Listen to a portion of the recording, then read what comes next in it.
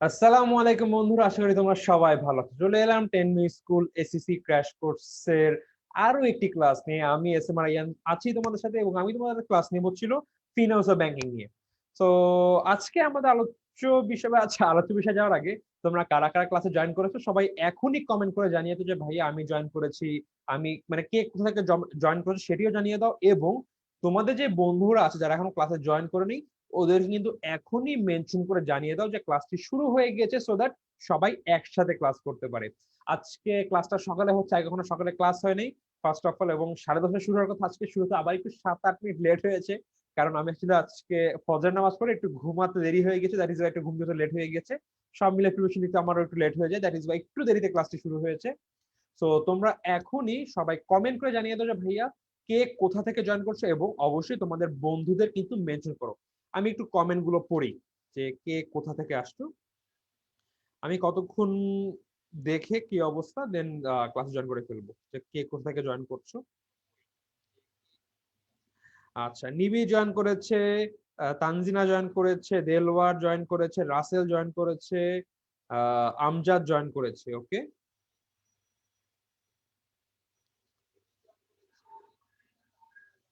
দেন মির্জা, জেরিন, জান্নাত, আবির, রেদওয়ান, সানজিদা, তারপর অনেকে জয়েন করে ফেলেছে অলরেডি।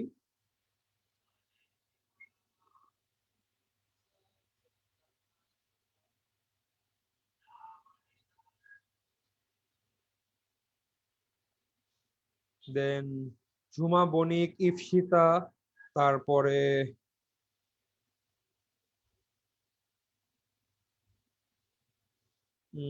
আর কে আছে, সঞ্জিদা আবদিন, তারপরে অর্ণব দাস, এম ডি আমজাদ, আবিদ হাসান। আচ্ছা, তোমরা এখনো তোমাদের বন্ধুদের মেনশন করে জানিয়ে দাও যে ক্লাসটি শুরু হয়ে গেছে। ক্লাসটি আজকে সকালে শুরু হয়েছে, সো দ্যাট অনেকে আমাদের হয়তো বা জানতো না ক্লাসের কথা। যদিও আগের দিন বলে দেওয়া হয়েছিল আজকে এই সময় ক্লাস হবে, এবং আমাদের ক্লাসটি শুরুতে একটু লেটও হয়েছে। জাহিদ ভাই হয়তো অনেকে মনে করতে পারে যারা জানতো ক্লাস হবে, অথবা মনে করতে পারে যে ক্লাসটি এখন হবে না হয়তো বা, যেটাই হোক আশা করি সবাই জয়েন করে ফেলবে। আচ্ছা, আমাকে রাসেল খান বলছে ভাইয়া আপনি সেন্ট মার্টিন আসছিলেন নাকি? আচ্ছা, আমি অ্যাকচুয়ালি গত মাসে মোট 2বার কক্সবাজার যাই। একবার গিয়েছিলাম সেন্ট মার্টিন আমার বন্ধুদের সাথে, সেটা একদম গত মাসের শুরুর দিকে। গত মাসের মোস্ট প্রবাবলি 8-9 তারিখ, মানে ফেব্রুয়ারি 8-9 তারিখে দিয়ে গিয়েছিলাম। 14 না 15 তারিখ পর্যন্ত ছিলাম। আবার ঢাকায় ব্যাক করে আবার আমি 20 তারিখের দিকে যাই। ছিল আমার 10 মিনিট স্কুলে আমি যাদের সাথে কাজ করি, আমার যে কো ওয়ার্কার্স বা আমার যে কলিগস, ওদের সাথে আমি 20 তারিখে 20 না 23 তারিখের মতো ব্যাক করি 28 তারিখে। প্রায় এখানে 5 দিনের মতো ছিলাম। তো আমি 2বার গিয়েছিলাম অ্যাকচুয়ালি গত মাসে। তো আমার সাথে জয়েন করেছে প্রিন্স সম্রাট। আহ আচ্ছা, একটু আমরা ওয়েট করি, যদি সবাই চলে আসলে আমরা ক্লাসে শুরু করে দিতে পারবো। আজকে কিন্তু আমাদের একটু ম্যাথমেটিক্যাল একটা ক্লাস নেওয়ার কথা ছিল, যেখানে আমরা মূলত আমাদের পে ব্যাক সময় যে সমস্যাগুলো সেগুলো আমরা সলভ করব। তো আমি তোমাদের অনেকেই দিয়েছিলাম, এবং তোমাদের মধ্যে অনেকেই সেখান থেকে কিন্তু মানে বাসায় কাজটি করেছিলে। এর মধ্যে নাজিফা তাসরিন করেছিল, তারপর ম্যাটটা করেছিল, কানিজ আফরোজা, সাবরিন হক, তারপরে ইফতি করেছিল। ইফতি সুন্দর করে জমা দিয়েছে, বাড়ির কাজ দিয়ে আবার পিসটা 1 2 3 4 করে জমা দিয়েছে। তারপর অর্ণব দাস দিয়েছে। আচ্ছা, সানজিদ আবেদিন জমা দিয়েছিল আসমা হক, তারপরে ইব্রাহিম জমা দিয়েছে। তারপর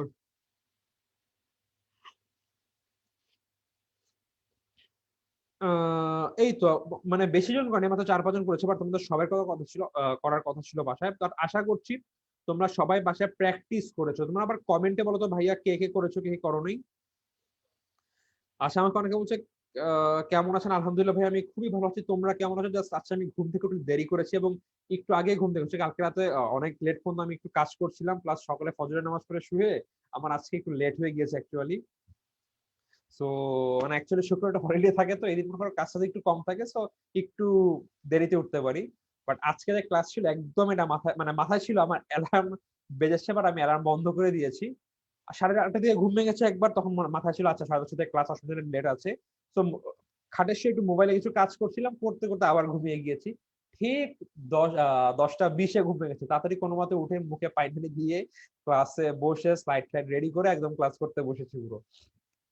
সো আচ্ছা, আমাকে বলছিল ভাই অর্থের সময় মনে একটা ক্লাস নিলে ভালো হতো। আচ্ছা, অর্থের সময় মনে তোমাদের ক্লাস নিয়েছে না তৌফিক সাকিব ভাই? আই থিঙ্ক সে কিন্তু তোমাদের সবকিছু ক্লাস নিয়ে নিয়েছে ভালোভাবে।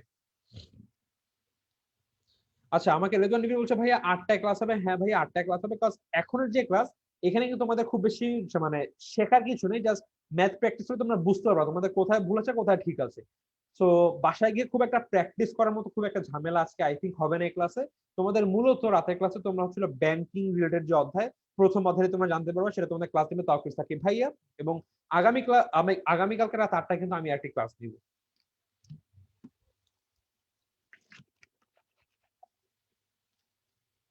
আচ্ছা, আমি অলমোস্ট অনেকক্ষণ দেরি করে ফেলেছি বা ওয়েট করেছি। আই থিঙ্ক যাদের আসা তারা চলে এসেছে। এইবার আমি এক কাজ করি, ক্লাসে শুরু করি। বাট এর আগে তোমরা একটু বলো তো যে আমার ভয়েস, আমার ক্যামেরার কোনো সমস্যা আছে কিনা, প্লাস আমার ফ্যান চলছে, তোমাদের ফ্যানের আওয়াজে কি আহ সমস্যা হচ্ছে কিনা, এটা একটু আমাকে কমেন্ট করে জানাও। আচ্ছা, আমাকে রাস্তা বলছে ভাইয়া ভগ্নাবশেষ মূল্য কি পরবর্তী মুনাফা শেষ বছর যোগ করতে হয়? এক্স্যাক্টলি ভাইয়া, ধরে নাও তোমার 5 বছর। সবাই একটু কমেন্ট করতে লাগো আমার ভয়েস বা ক্যামেরা ঠিক আছে কিনা, আমি এর মতো উত্তরে দিই। ধরে নাও 5 বছর, একমো, দ্বিতীয়, তৃতীয়, চতুর্থ, পঞ্চম। সো আমার সব বছরের আমি অবচয় পর্যন্ত লিখেছি। সো সরি, নগদ প্রবাহ লিখে ফেলেছি। নগদ প্রবাহ ডান। সো নগদ প্রবাহ প্রথম বছর, দ্বিতীয় বছর, তৃতীয় বছর। ও আচ্ছা, সরি, নগদ প্রবাহ বলি কি, আমার অবচয় ভুল বলছি।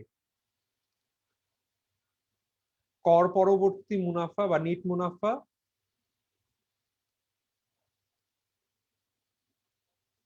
প্লাস অবচয়। সো নিট মুনাফা ধরে এখানে একটা আসছে।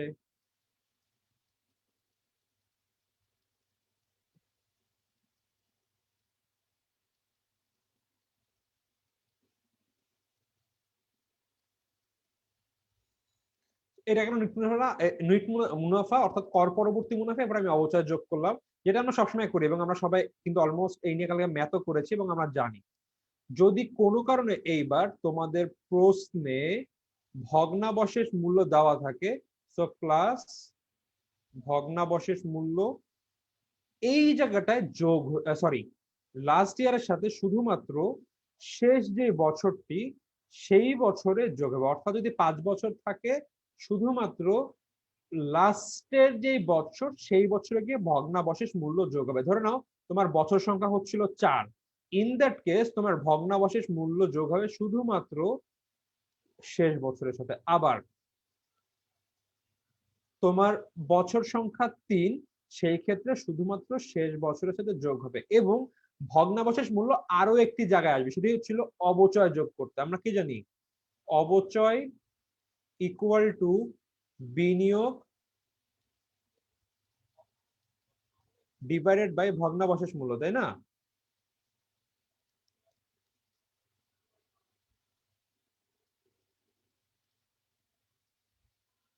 সরি, ভগ্নাবলী কি আমি ভুল করছি, হচ্ছিল বছর সংখ্যা। সো এটা তো আমাদের নর্মাল জানি, আমাদের অবচয় সূত্র। বাট যদি কোনো অঙ্কে ভগ্নাবশেষ মূল্য থাকে, তাহলে একদম শেষ যেই বছর সেই বছরের সাথে আমার ভগ্নাবশেষ মূল্য, আহ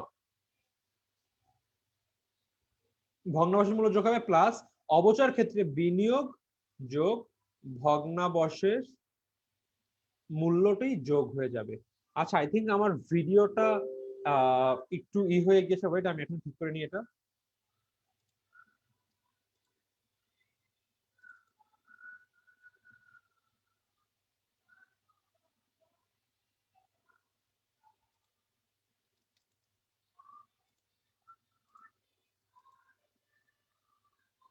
আমি একটু আমার এটা ঠিক করে নিচ্ছি। ওকে, আই থিঙ্ক আমার এবার চলে এসেছে।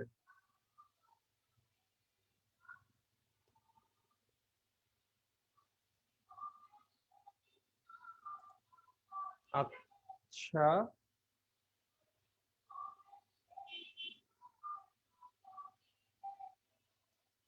ওয়েট ভাইয়ারা একটা মিনিট, আমার একটু আমার এটা ঠিক করতে হবে এখন, মানে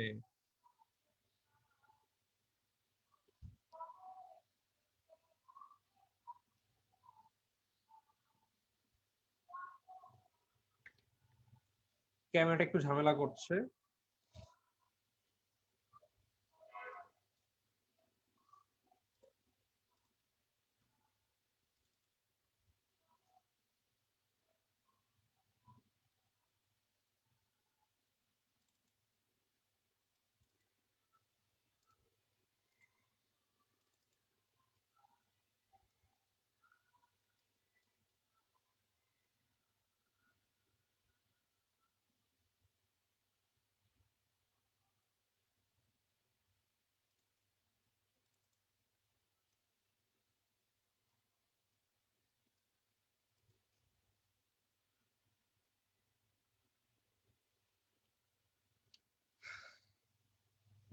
ভাইয়া একটু ওয়েট করো, আমি জাস্ট ক্যামেরা ঠিক করে নিই, কজ ক্যামেরা ঠিক না হলে আসলে পড়াতে তোমাদের একটু সমস্যা হবে বুঝতে, এবং আমারও ক্লাস নিতে একটু প্রবলেম, মানে তোমরা একটু মানে কম ইন্টারেক্টিভ হবে যদি ক্যামেরা না থাকে আর কি।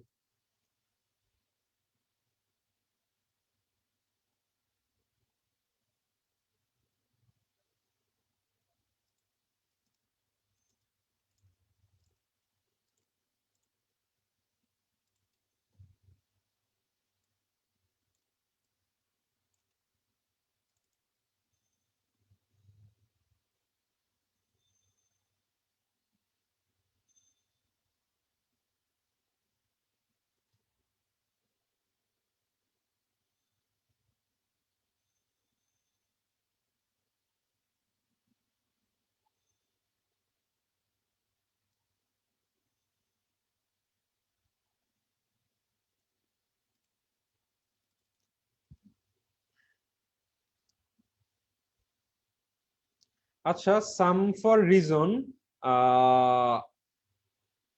তোমাদের কি ক্যামেরা ছাড়া ক্লাসে নাকি তোমাদের অসুবিধা হবে, একটু বলো তো। যদি আমি ক্যামেরা ছাড়া ক্লাসে তোমাদেরকে অসুবিধা হবে কিনা একটু বলো তো আমাকে বিষয়টা। একটু আমাকে জানো যে ভাই, যদি ক্যামেরা ছাড়া ক্লাসে তোমাদের কাছে সমস্যা হবে কিনা।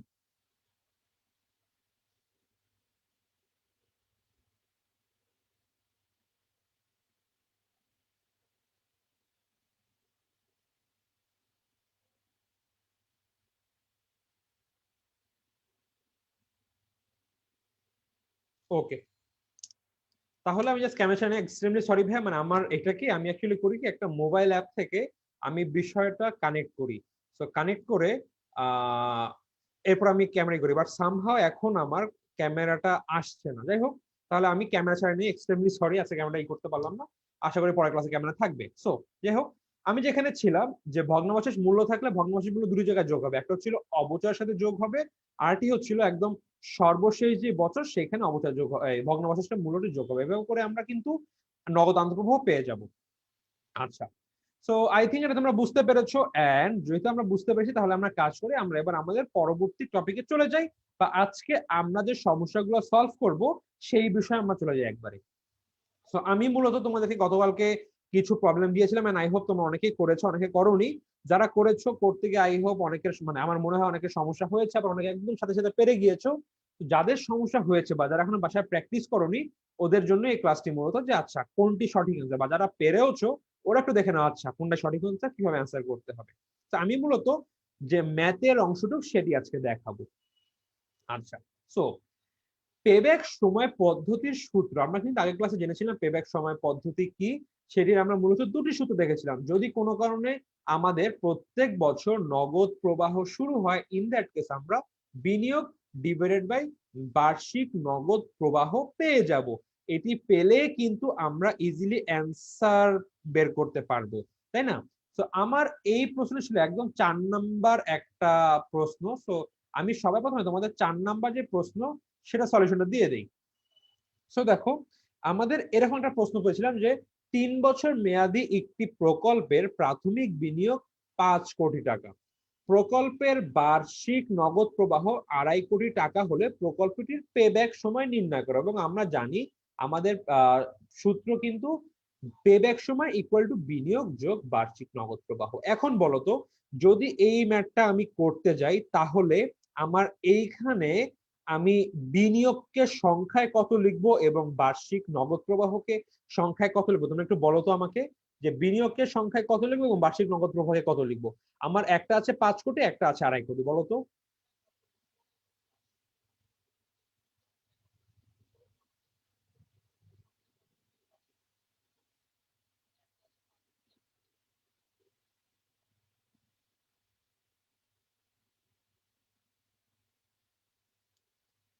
একটু বলো, তাড়াতাড়ি কমেন্ট করে বলো তো। আচ্ছা, জানার বসে বিনিয়োগ 5 করোড়। আচ্ছা হ্যাঁ, এই যে সানিতা বলছে 500 এবং 250, এক্স্যাক্টলি আমি এটা শুনতে যাচ্ছিলাম যে উপরে রাখবো 500 এবং 250। তো এইটা করলে হয় যে 500 লক্ষ ডিভাইডেড বাই 250 লক্ষ। কিন্তু দেখো, এই অঙ্কে কিন্তু আমি 5/2.5 লিখতে পারতাম, কারণ এখানে কিন্তু আমার পুরো ম্যাথে কোনো লক্ষের কোনো ব্যাপার নেই। যেহেতু আমার লক্ষের কোনো ব্যাপার নেই, সো এইখানে কিন্তু আমি 5/2.5 রাখতে পারি, যেহেতু সবগুলা কোটিতেই আছে। যদি কোথাও আমার এখানে লক্ষ্য থাকতো, ইন দ্যাট কেস আমাকে মাস 500/250 নিয়ে আসলে, মানে মাস মানে আনলে আমার অঙ্ক করতে সুবিধা হতো। তবে আমি যদি 500/250 রেখে, আমার কোনো অসুবিধা নেই। এবং যেহেতু তোমরা সবগুলাতে লক্ষ্যে এনে কাজ করছো, বা আমি আমার ম্যাথগুলোতে লক্ষ্য, বাট তোমরা কিন্তু পরীক্ষায় হাজারেও আসতে পারে বা অন্যভাবে আসতে পারে। তো তোমরা কাজ করো এইভাবেই রাখো, এবং যদি এইভাবে ভাগ করে তাহলে অ্যান্সার কত হবে একটু বলো তো। এটার উত্তর কত হবে, কত বছর?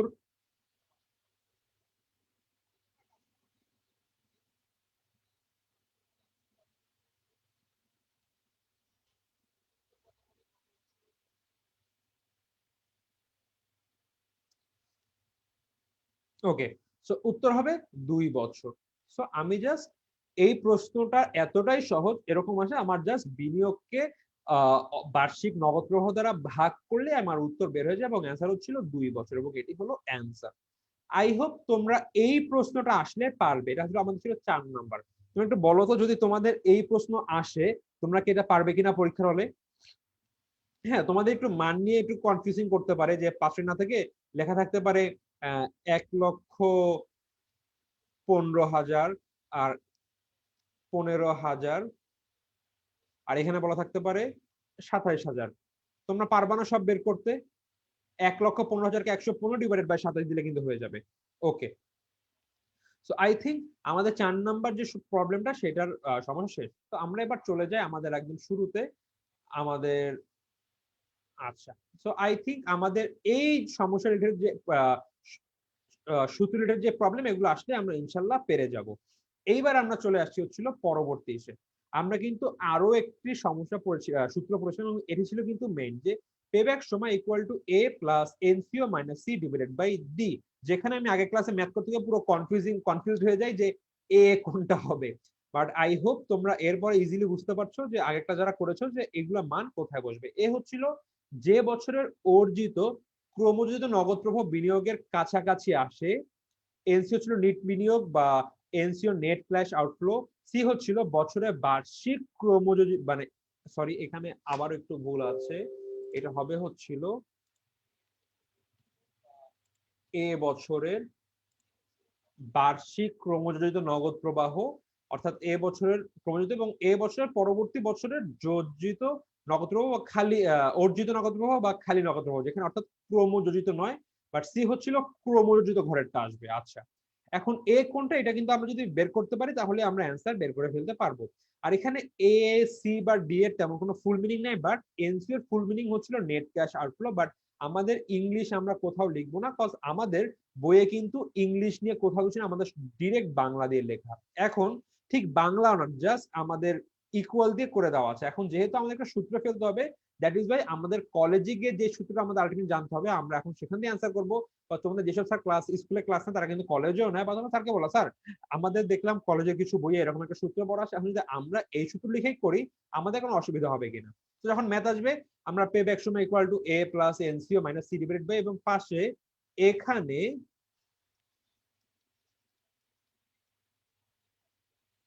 এখানে এ ইকুয়াল টু কি, এনসিও ইকুয়াল টু কি, দেন সি ইকুয়াল টু কি, ডি ইকুয়াল টু কি, এই বিষয়গুলো আমরা দিয়ে কিন্তু ইজিলি ম্যাথ করে ফেলতে পারবো। তো এখন হচ্ছিল আমার কাজ হচ্ছে, তোমরা এটা মোটামুটি আগের ক্লাসে সবাই বুঝেছো, এখানে আমার সময় নষ্ট করে আমরা আমাদের প্রথম যে সমস্যাটা সেটা চলে যাই। প্রথম সমস্যা বলতে আমরা অলরেডি একটা সমস্যা করে ফেলেছি, বাট ওইটা অ্যাকচুয়ালি ছিল আমাদের 4 নম্বরে আমাদের সমস্যাগুলোর, বাট ওইটা আগে করে ফেলেছি। এবার আমরা 1, 2 এবং 3 নম্বর যে সমস্যা সেগুলো সলভ করব। বাট এর আগে আমাদের মাথায় রাখতে হবে যে যদি প্রশ্ন আসে কিভাবে করব, বিক্রয় থাকলে বিক্রয় থেকে সকল চলতি খরচ, স্থায়ী খরচ, অবচয় মাইনাস করব। এগুলো করলে আমার করযোগ্য মুনাফা বা ক্ষতি আসবে, অথবা কর পূর্ববর্তী মুনাফা বা ক্ষতি আসবে, অথবা মোট মুনাফা বা ক্ষতি আসবে। সেটার সাথে আমরা কর মাইনাস করলে পেয়ে যাব নিট মুনাফা, এবং নিট মুনাফার সাথে অবচয় যোগ করলে আমরা পেয়ে যাব নগদ আন্তঃপ্রবাহ। আর যদি কোনো কারণে ভগ্নাবশেষ মূল্য থাকে তাহলে শুধু সর্বশেষ বছরের সাথে নিট মুনাফা যোগ অবচয় যোগ ভগ্নাবশেষ মূল্য হবে, এবং সর্বশেষ বছরের সাথে, প্রত্যেক বছরের সাথে না কিন্তু।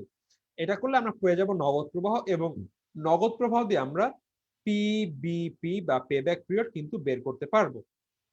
আচ্ছা, তো আমরা আমাদের সমস্যায় চলে আসি। প্রথম সমস্যা বা 1 নম্বর সমস্যা, 3 বছর মেয়াদি একটি প্রকল্পের প্রাথমিক বিনিয়োগ 240। তো দেখি, বছর হলো 3, বিনিয়োগ আমি লক্ষে নিয়ে আসবো 240 লক্ষ। প্রকালিত বিক্রয় বলেছে, বিক্রয় অর্থাৎ আমার এইখানে ম্যাথটি শুরু করতে হবে একদম এই লেভেল থেকে, যেহেতু আমাকে বিক্রয় বলা আছে, তো শুরু থেকে শুরু করতে হবে। আচ্ছা, লিখে রাখি, এটি হচ্ছিল আমার 1 নম্বর ম্যাথ, বিক্রয় থেকে শুরু। বিক্রয় প্রথম বছর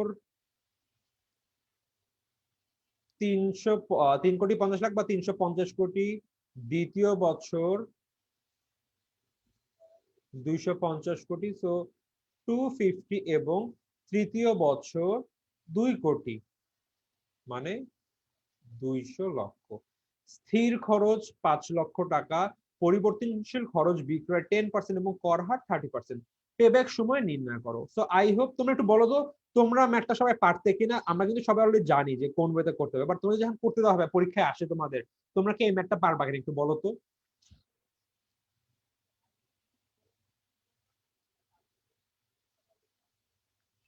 একটু বলো তো তোমরা পারবা কিনা এখানে। স্থির খরচ 5 লক্ষ, পরিবর্তনশীল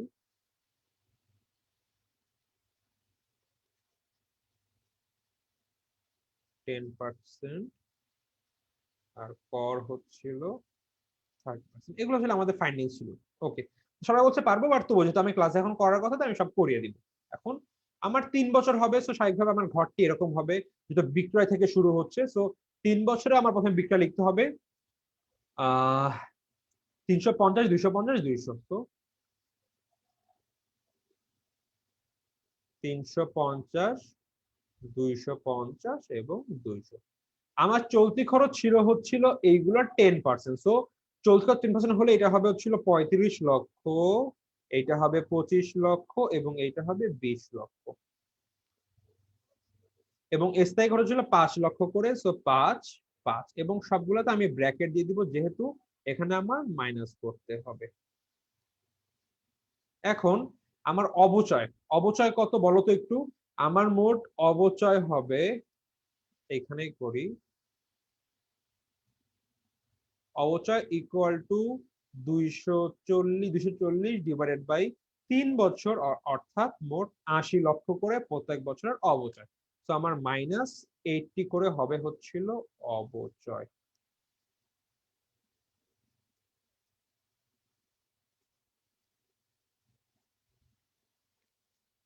তুমি একটু সবাই বলো তো আমাকে কমেন্টে যে করযোগ্য মুনাফা কত হবে। একটু সবাই বলো তো একটু আমাকে, প্রথম বছরে করযোগ্য মুনাফা কত, মাইনাস করে দ্বিতীয় বছরে কত, তৃতীয় বছরে কত।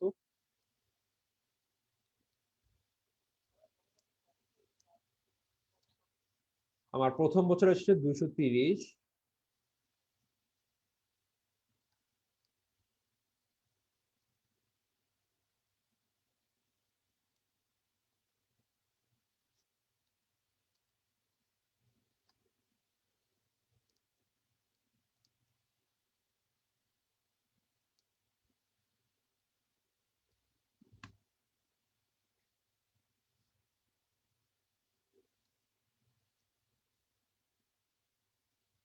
দ্বিতীয় বছর সে 200, আচ্ছা দ্বিতীয় বছর আসে হচ্ছিল 140, এবং তৃতীয় বছর আসে হচ্ছিল 95। একটু আমাকে জানাও তো ঠিক আছে কিনা আমার এই জিনিস মানগুলো। এখানে আমি সবগুলা মাইনাস করছি। আমার চলতি খরচ ছিল 10%, কর আছে 30%, এবার 30% মাইনাস করব। So okay, so I think এটা হয়েছে। এবার আমার কর ছিল 30%, 230.30% হচ্ছিল 69। দ্বিতীয় সো এটা যদি মাইনাস করি আমার অ্যান্সার আসবে 161। দ্বিতীয় বছরের কর হচ্ছিল 42, যদি আমি এটা মাইনাস করি আমার অ্যান্সার চলে আসবে 98। এবং তৃতীয় বছরে আমার কর চলে আসবে 28.5, এবং মাইনাস করলে আমি পাবো হচ্ছিল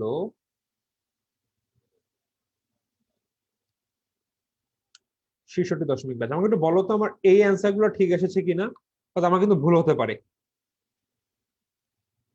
একটু আমাকে জানিয়ে দাও তো প্রথম বছর আমার আহ নিট মুনাফা কত বা কর পরবর্তী মুনাফা কত হবে, একটু জানাতো আমাকে কমেন্ট করে।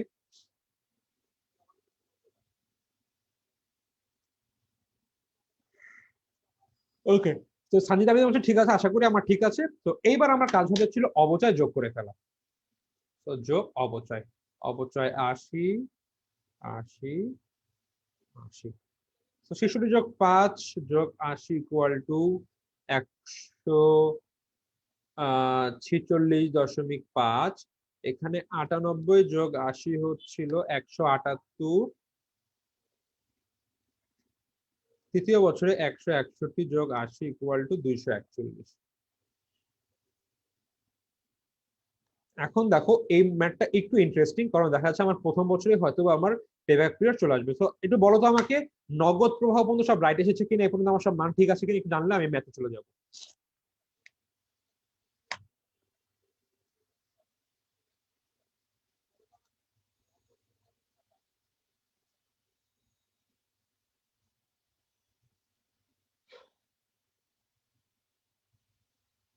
ওকে, তো আমাকে রাসেল বলছে ঠিক আছে, এন্ড আমাকে অলরেডি সঞ্জিদা হক দিয়ে দিয়েছে যে মানগুলো, and দেখলাম যে আমার সব মান মিলে গেছে, দ্যাট ইজ ওয়াই আমি হোপ করছি আমার ঠিক আছে। আচ্ছা, তো এবার আমি ক্রমযোজিত নগদ প্রবাহে চলে যাব। এর আগে আমার মানগুলো দেখতে হবে। 141, আচ্ছা আমাকে এখানে অলরেডি সঞ্জিদ হক দিয়ে দিয়েছে কমেন্ট, আমি কমেন্ট দেখে লিখি। তো 241, 241। এইখানে একটা ইন্টারেস্টিং জিনিস চলে এসেছে। সো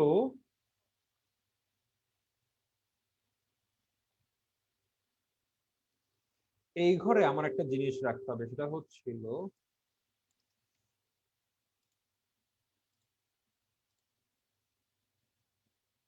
ওকে,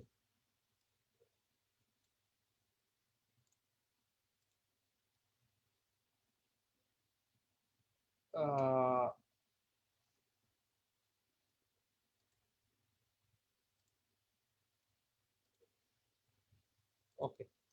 এইটা হচ্ছে আমার শূন্য বছর থাকবে এইখানে, কারণ যেহেতু আমার প্রথম বছর আমি বুঝতে পারছি আমার এখানে নগদ প্রবাহ ফেরত চলে যাবে। তো কি হচ্ছে আমার প্রথম বছরে 141, সরি 241 241,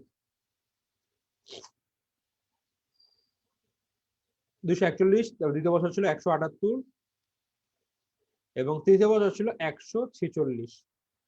এই টাইপের ম্যাথ কখন সাধারণত আসে না, বাট এইবার চলে এসেছে, অসুবিধা নেই।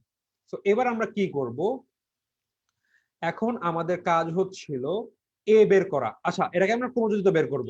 তো প্রথমে হবে 241, এই বছর এটা চলে আসবে 241 যোগ 178, 419, এবং তৃতীয় বছর আসবে হচ্ছিল 146.5, অর্থাৎ 565.5।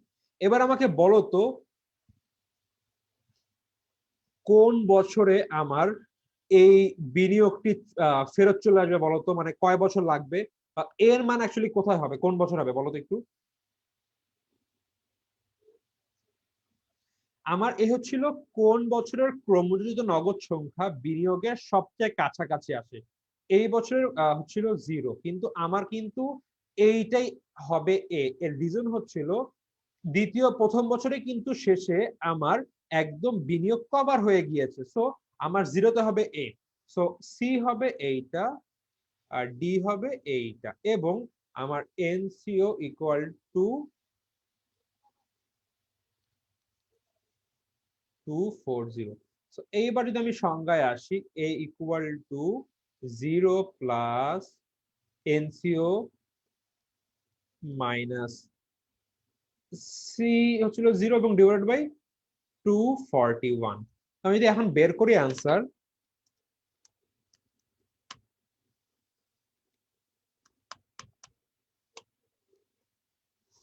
আমার উত্তর আসবে 90, আচ্ছা সরি, 0.99 বছর, অলমোস্ট আমার 1 বছর পূর্ণ হওয়ার আগেই এইখানে আমার পে ব্যাকের অর্থ ফেরত চলে এসেছে। দ্যাট ইজ, দেখো আমি কেন 0 দিলাম এই ঘরটায়, কারণ আমি দেখতে পাচ্ছি আমার প্রথম বছরে বিনিয়োগ নগদ প্রবাহ 141 কোটি, তো সরি 2 কোটি 41 লক্ষ। এখন আমি জানি আমার বিনিয়োগ 2 কোটি 40, তো সোজা সাপটা ভাবে কিন্তু আমার 1 বছর পূর্ণ হওয়ার আগেই আমার এখানে বিনিয়োগের অর্থ ফেরত চলে যাবে। দ্যাট ইজ ওয়াই আমি আগেই একটা 0 বছর কিন্তু আমি এখানে দিয়ে দিলাম। সো এই কিন্তু ছিল আমার এখানে অঙ্কটা, এন্ড এইটা কিন্তু আমার উত্তর হবে 99.99 বছর। অর্থাৎ লিখতে পারো, হ্যাঁ আমাকে বলেছে এমি রাসেল প্রায় 1 বছর, 1 বছর না লিখে তোমরা এটা লিখো 0.99 বছর, এবং পাশে ব্র্যাকেটে লিখতে পারো যে এইভাবে ইকুয়াল টু 0.99 বছর, বা ব্র্যাকেটে প্রায় 1 বছর। এইভাবে তোমরা উত্তর নিতে পারো, বাট প্রায় লিখবে কেন, অবশ্যই আমার চেয়ে ভালো তোমাদের যে স্কুলের স্যার আছে তারা আমার চেয়ে খুব ভালো জানেন, তাদেরকে বলবো স্যার আমি যদি এরকম মানতে পারছি যে একটা বিনিয়োগ ছিল 1.99 বছর অথবা 1.99 বছর, তখন কি আমরা প্রায় 1 বছর বা প্রায় 2 বছর লিখতে পারবো কিনা। আই হোপ তোমরা এই ম্যাথটা বুঝতে পেরেছো। সবাই একটু বলো তো তোমরা ম্যাথটা বুঝতে পেরেছো, একটু আমাকে জানাও তো কমেন্টে তোমাদের ম্যাথটা বুঝতে অসুবিধা হয়েছে কিনা বা বুঝতে পেরেছো কিনা।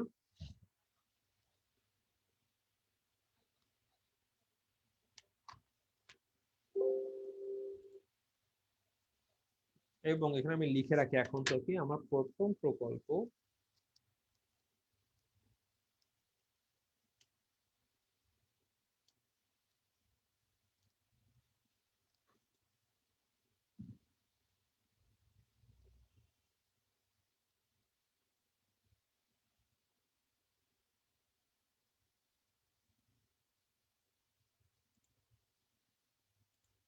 আচ্ছা ওকে। সো আই থিঙ্ক সবাই এই ম্যাথটা বুঝতে পেরেছে। তো আমাদের প্রথম ম্যাথটি শেষ, এবার আমরা চলে যাবো আমাদের 2 নাম্বার ম্যাথে। ও আচ্ছা, সো 5 বছর মেয়াদি একটি প্রকল্পের বিনিয়োগ 3 কোটি টাকা। সো বছর কত? 5, বিনিয়োগ 3 কোটি বা 300 লক্ষ। আচ্ছা তাহলে আমার অবচয় কত হবে একটু বলো তো, আমার অবচয় মান কত এখানে?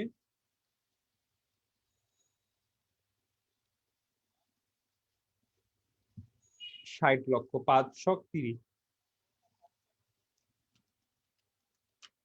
তো 60 লক্ষ করে, ওকে। সো এরপর আমার আছে প্রথম বছর 1 কোটি, দ্বিতীয় বছর 80 লক্ষ, তৃতীয় বছর 60, 90, 150 বা 1.5 কোটি। স্থির খরচ 60 লক্ষ টাকা, পরিবর্তনশীল খরচ 20% এবং কর হার 30%। 60 লক্ষ বিক্রয় 20% এবং পেব্যাক সময় নির্ণয় করে। এখন দেখো তো আমাকে বলা হয়েছে এখানে প্রকলিত নগদ প্রবাহ। আমাকে একটু বলো তো এখান থেকে আমার ম্যাথটা কি এইখান থেকে শুরু হবে, নাকি এইখান থেকে শুরু হবে, নাকি এইখান থেকে হবে, নাকি এখান থেকে, একটু বলো তো কোন স্টেজ থেকে ম্যাথটা আমার শুরু করবো, একটু বলো তো।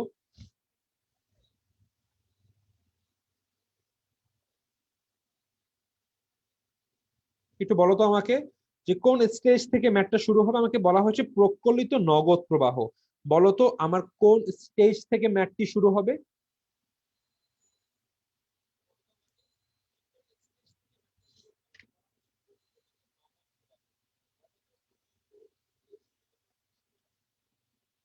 আচ্ছা, এই যে জেরিন বলছে নগদ আন্তঃপ্রবাহ থেকে, বা ইফতি বলছে সে স্টেজ থেকে, এক্স্যাক্টলি।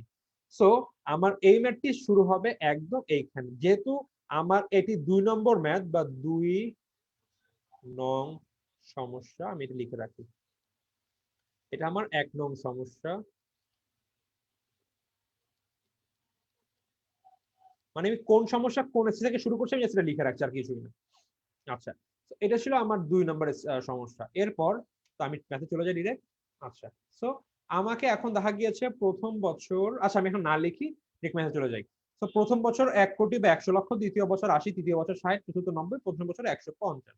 সো আমার সব করে আমি ডিরেক্ট চলে যাবো এখানে 180, এরপরে হচ্ছিল 60, 90, 150,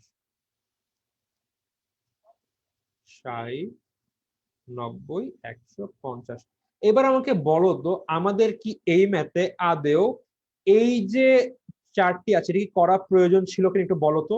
Because এখানে কিন্তু আমার এইসব কোনো কাজ নেই, তো আমার কি আদেও এই অঙ্কে এই চারটি করা লাগবে কিনা একটু বলো তো।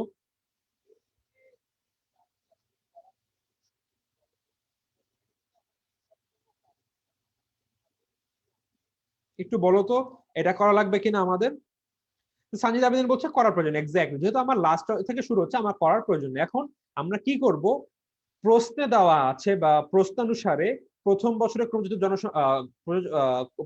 প্রথম বছরে নগদ প্রবাহ এত টাকা, 100 লাখ, দ্বিতীয় বছরে 80, তৃতীয় বছরে 60, চতুর্থ বছরে 90 এবং পঞ্চম বছরে 1.5 কোটি। এই জিনিসটা আমাকে লিখে নিতে হবে উপরে, এবং এই চারটা করার এই অঙ্কে কোনোই দরকার নাই। তো এখানে আমি কি করব, 100, দ্বিতীয় বছর 80, তৃতীয় বছর আমার মান হচ্ছিল কত দেখলাম, 60, 90, 100, 60, 90 এবং 150, আরো দেখে নেই, 180, 60, 90, 150। ওকে, সো আমার আশা করি কাজ করা লাগবে না, কজ এখানে আমাকে অর্ণব দাস অলরেডি অ্যান্সার বলে দিয়েছে যে প্রথম বছরে 100 ক্রমযোজিত, দ্বিতীয় বছরে 180, তৃতীয় বছরে 240, চতুর্থ বছরে 330, পঞ্চম বছরে 480। ওকে, সো এটা ছিল আমার ক্রমযোজিত নগদ প্রবাহ। এবার আমাকে বলো তো এ কোন বছরে হবে, আমি এবার আর কিছু বলবো না, এবং বলবো না কেন হয়েছে। একটু বলো তো এ কোন বছরে হবে, এখানে এর মান এ কোথায় হবে। এখানে আমি এনসিও লিখে রাখি। আচ্ছা, এনসিও তোমাদের বলবা এর মান কত হবে বলো তো একটু।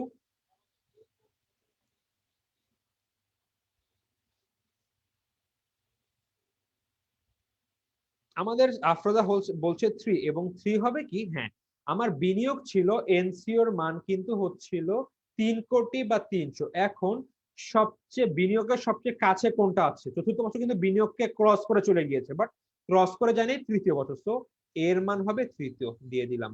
তো সি কত হবে, ডি কত হবে একটু বলো। আচ্ছা, ইফতার ডি বলেছে সি 240, তো এই যে সি 240 এবং ডি হচ্ছিল 90। আমাকে অলরেডি এখানে আরো মির্জা জেরিন জান্নাত অ্যান্সার করে দিয়েছে, তো আমাকে কিন্তু অলরেডি অ্যান্সার বলে দিচ্ছে। তো আমি আশা করি অ্যান্সার সব পেয়ে গিয়েছি, এবং আমি জাস্ট ডাইরেক্ট অঙ্কে চলে যাব। সো এইখানে আমার এর মান হচ্ছিল 3, যোগ এনসিও হচ্ছিল 300, মাইনাস সি হচ্ছিল 240 এবং ডি হচ্ছিল 90। তাহলে আমাকে একটু বলো তো এই অঙ্কের অ্যান্সার কত। 3 প্লাস,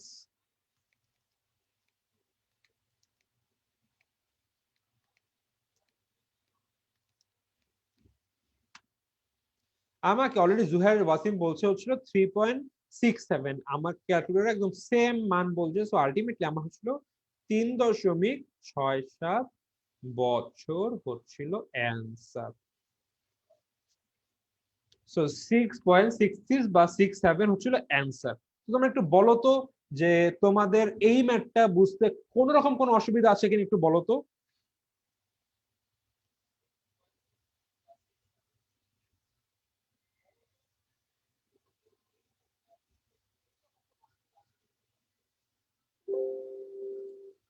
আমি অলরেডি লাস্টের সিদ্ধান্ত না করে লিখে রাখি।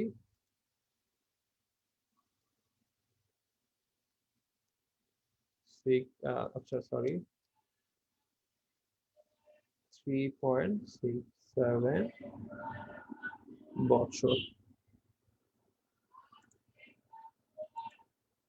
আচ্ছা, সবাই বুঝতে পেরেছে আই গেস। ওকে, এরপর আমি চলে যাবো আমাদের, আমাদের 2 নাম্বার কোশ্চেনও শেষ সমস্যা, আমি 3 নাম্বারে চলে যাব। 3 বছর মেয়াদি, বছর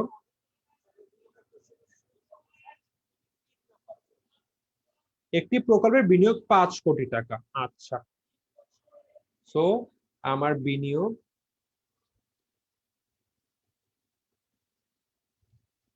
500 কোটি এবং কর পূর্ববর্তী নিট মুনাফা হলো, বলা হয়েছে, আচ্ছা এর আগে আমার বের করতে হবে অবচয়, সেখানে অবচয় কত বলতো? 500/3 = 166.67।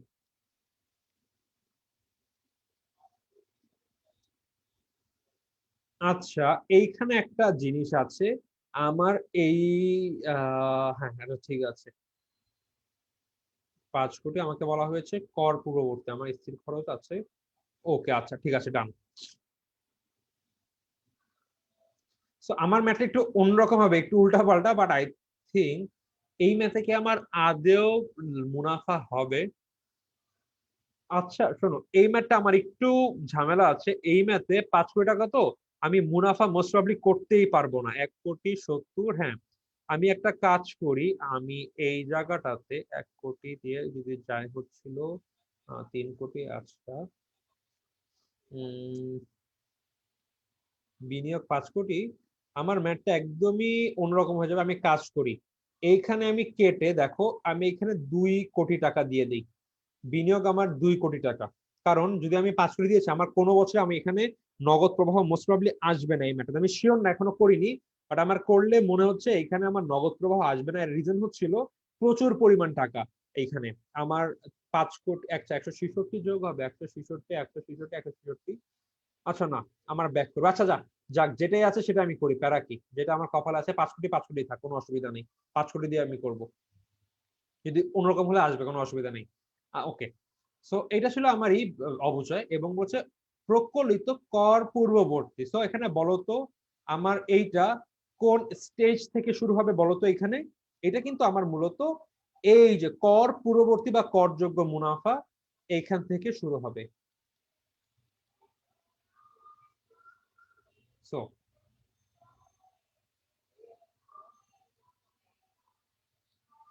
আমার কিন্তু এই সমস্যাটা এই লেভেল থেকে শুরু হচ্ছে। আচ্ছা, তো এবার আমাকে বলা হয়েছে প্রথম বছর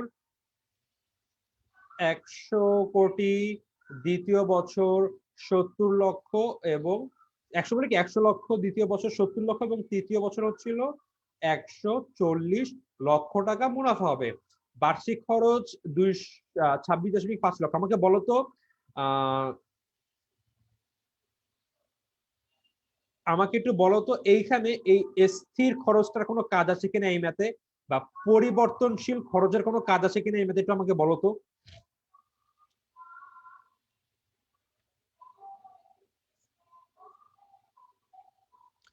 এই ম্যাথে এই দুইটা মান আসবে কিনা।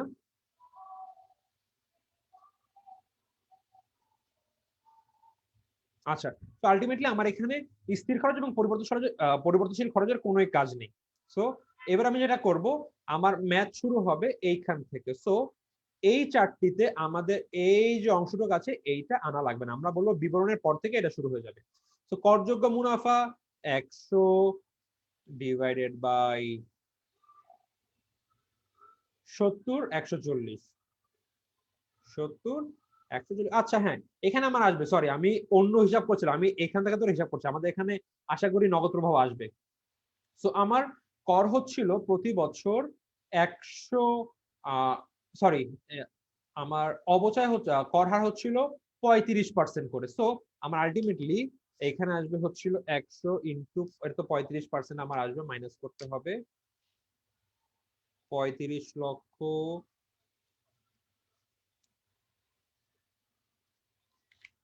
এরপর হচ্ছিল 70 ইন্টু 0.35, 24.5। এটার আলটিমেটলি অ্যান্সার আসবে 665। এটার মান আসবে হচ্ছিল 45.5 এবং এটা হচ্ছিল 140 ইন্টু 35%, 49। সরি, এইখানে লিখলাম কেন, এবং আলটিমেটলি এটা আসবে হচ্ছিল 91। I hope so. আচ্ছা, আমাকে এবার বলো তো এই তিনটা ঠিক আছে কিনা, যে 35, 24.5 এবং 91 মানগুলো সব ঠিক আছে কিনা একটু বলো তো আমাকে। ওকে, আমাকে মির্জাদিন জান্নাত এবং আফরোজা হক বলছে সেম সেম কথা, সো আই থিঙ্ক আমার ম্যাথ হয়েছে। আচ্ছা, সো এবার আমি কি করব, অবচয় যোগ করব। অবচয় যোগ করলে আমার কত আসছে, প্রতি বছর 166.67। সো আমার এখানে 166.67, 166.67, 166.67। তো আমি যোগ করব, এটা যোগ 100, আচ্ছা 166.67 প্লাস 65, 231.67। এরপরটার মান 45.5 ইকুয়াল টু 212.17 এবং লাস্টেরটার মান আসবে হচ্ছিল 91 ইকুয়াল টু 257.67। তুমি একটু বলো তো মানগুলো মিলেছে কিনা আমাকে। এফটি বলছে 121.67, 212.17, 257.67। এই তো, তাহলে আই থিঙ্ক আমার ম্যাথ মিলে, মানে আমার অঙ্ক এ পর্যন্ত রাইট আছে। তো আমরা এই পর্যন্ত পারলাম। সো এটা যখন বের হয়ে গেছে, এবার কিন্তু আমাদের একদমই ইজি, আমাদের জাস্ট এখন মান বসাতে হবে। আমাকে অর্ণব দাসও বলে দিয়েছে রাইট অ্যান্সার গুলো। ওকে, এবার আমি কি করব, বসাবো। ওয়ান, প্রথমে আসলো, আচ্ছা হ্যাঁ, 231.67, 231.67। দ্বিতীয় বছর ছিল 212.17 এবং তৃতীয় হচ্ছে 257.67। আমি যদি ক্রমযোজিত করি তাহলে 231.67 প্লাস 231.67 প্লাস 212.17, 443.84 এবং এরপরে হবে ছিল 257.67। ওকে, আলটিমেটলি আমার 701.51। তো এই ছিল আমার মূলত 3টা বছরের। তোমরা একটু বলো তো যে এই 3টা আমার মিলেছে কিনা। আমার এখানে অলরেডি ইফতি বলেছে 231.443। আচ্ছা, তো আই হোপ আমার মিলে গিয়েছে। এবার তোমরা বলো তো এখানে এনসিও কত হবে, সি কত হবে, এ কত হবে, ডি কত হবে, তোমাকে বলে দাও তো।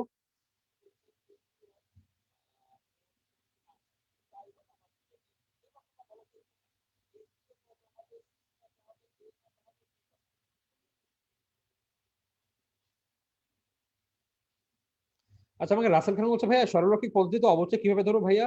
সরলরৈখিক পদ্ধতির নিয়ম হচ্ছিল বিনিয়োগ ডিভাইডেড বাই বছর, এটা দিলে যে মানটা আসে, এই যে পদ্ধতি এটাকে বলা হয় সরলরৈখিক পদ্ধতি। আমাদের এই প্রশ্নে যেসব আসবে আমাদের সব সরলরৈখিক আসবে, অন্য কোনো ওয়েতে আসবে না। তো অন্য কিছু নিয়ে এখানে চিন্তা করার দরকার নেই ভাইয়া।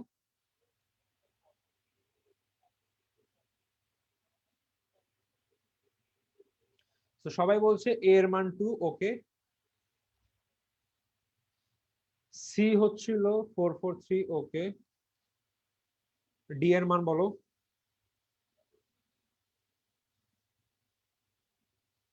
ডি কত হবে, ডি এর মান এটা। ওকে, এবং এনসিও বলছে 500। ওকে, সো এনসিও,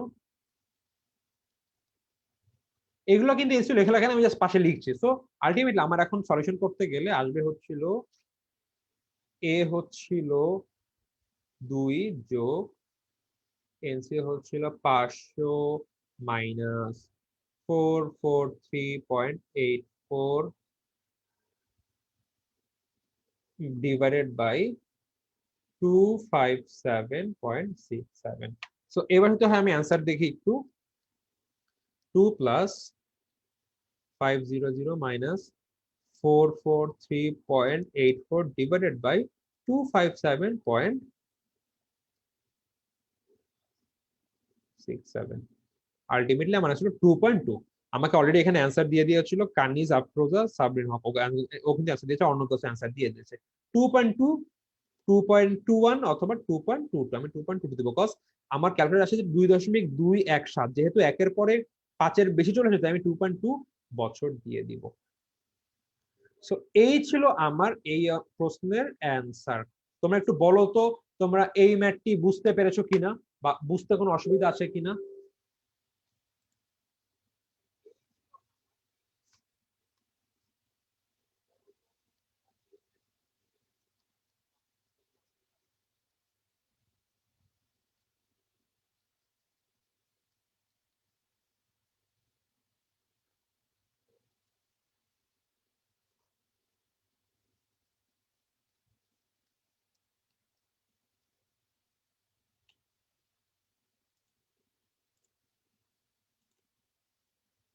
ওকে, ওরা সবাই আই থিঙ্ক বুঝতে পেরেছে। তো এই ছিল আমাদের 3 নাম্বার প্রশ্ন, এবং আমরা কিন্তু 4 সবাই আগে সলভ করে ফেলেছি। তো আই থিঙ্ক আমাদের এইখানেও কোনো সমস্যা নেই। তো আই থিঙ্ক আজকে যে চারটা কোশ্চেন দিয়েছিলাম, তোমাদের সবগুলো সলিউশন তোমরা পেয়েছো? বা যদি এরকম কোনো প্রশ্ন আসে আগামীতে, তোমরা কি সেইটার সলিউশন করতে পারবে কিনা একটু বলো তো আমাকে। যে তোমাদের যদি পরবর্তী এই টাইপের কোনো প্রশ্ন আসে বা কথা একটু পেছিও, তোমরা কি অ্যান্সার করতে পারবে একটু বলো তো।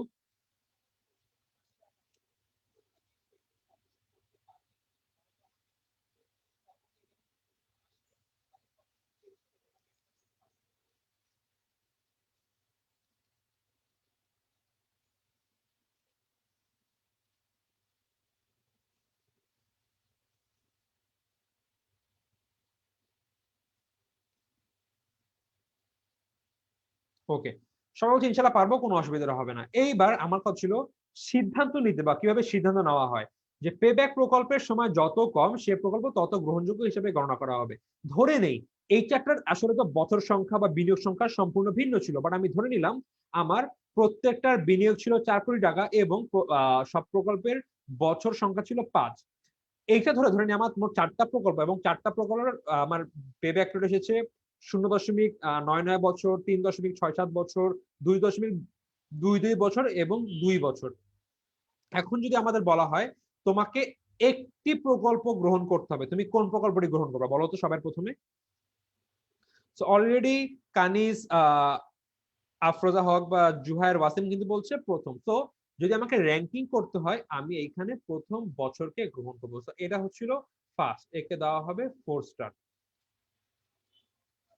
আমাকে এবার বলা হলো আচ্ছা তুমি একটা না তুমি 2টা প্রকল্প গ্রহণ করবা, তাহলে আমি একের পাশাপাশি আর কোন নাম্বার প্রকল্প গ্রহণ করবো এটা বলো তো। বলা হলে 2টি প্রকল্প গ্রহণ করবো, আমার করতে হবে। সো ইন দ্যাট কেস আমাকে আমি কোন কোন প্রকল্প গ্রহণ করবো বলো তো। আমাকে বলছে 2টি প্রকল্প গ্রহণ করতে পারবে 4টার মধ্যে, তখন কোনটা কোনটা করবো বলো তো। একের সাথে এক ও কত? জুহার বাসিম বলছে 4, এক্স্যাক্টলি। সো একের সাথে আমি 2 নিব হচ্ছিল 4 নাম্বার প্রকল্প, সো এর হচ্ছিল 3 স্টার। এরপরে বলো আচ্ছা তুমি 2টা না তুমি মোট 3টা প্রকল্প গ্রহণ করবা, তাহলে আমি এবার কোন নাম্বার প্রকল্প গ্রহণ করব? 1 এবং 2 4-এর সাথে আমি কত নাম্বার প্রকল্প গ্রহণ করবো একটু বলো তো।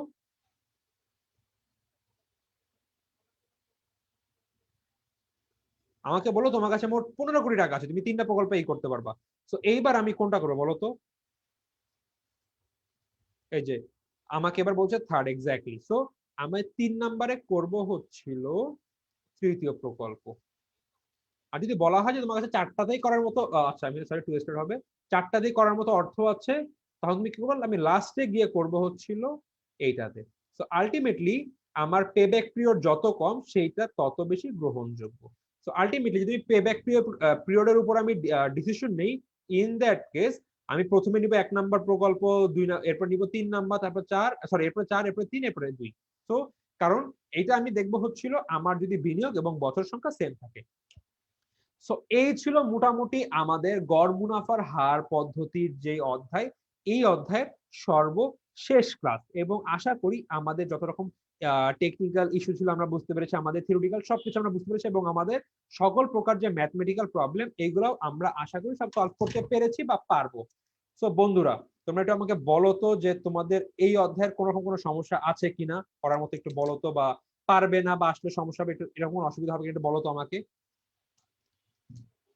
বা এই অধ্যায়ে তোমরা সবকিছু বুঝতে পেরেছো কিনা, বা আমার ক্লাসটি কেমন লাগলো, বা অধ্যায়টি ওভারঅল পড়ানো কেমন ছিল, এটা আমাকে জানিয়ে দাও তো।